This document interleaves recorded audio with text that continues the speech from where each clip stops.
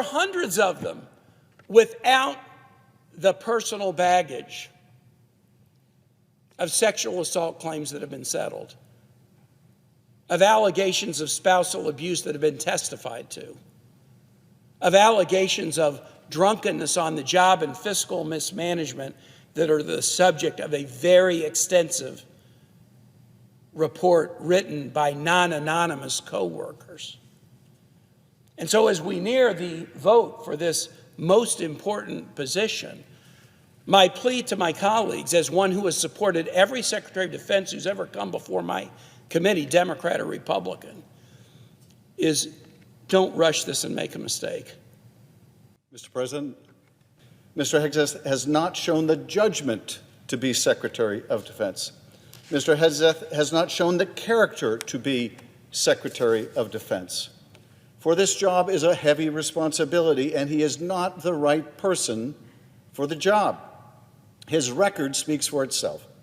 Financial mismanagement in the organizations he led, organizations much, much smaller than the Pentagon, with budgets that were a fraction of the size and nevertheless squandered and mismanaged. He has at times demonstrated a callous disregard for human rights and the laws of armed conflict, going so far as to recommend that the President disregard the Geneva Conventions and intervene in cases of service members convicted of war crimes.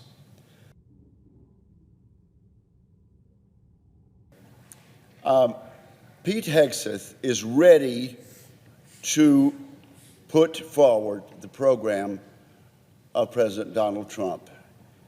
And he has satisfied me that he will be a change agent in the Department of Defense and that he's the person we need. He's the President's choice, and we owe it to this Commander-in-Chief to put him in this position unless he's not qualified for the office. Mr. Hegseth acknowledged this weakness within the Department of Defense and assured me that he will get the department on a proper financial footing. He also committed to ensuring protections of whistleblowers who speak out against instances of fraud, waste, and abuse that have been unrestrained within the department. Ms. Klobuchar, no. Mr. Gallego, no. Yeah. Mrs. Britt, aye. Mr. Boozman, aye.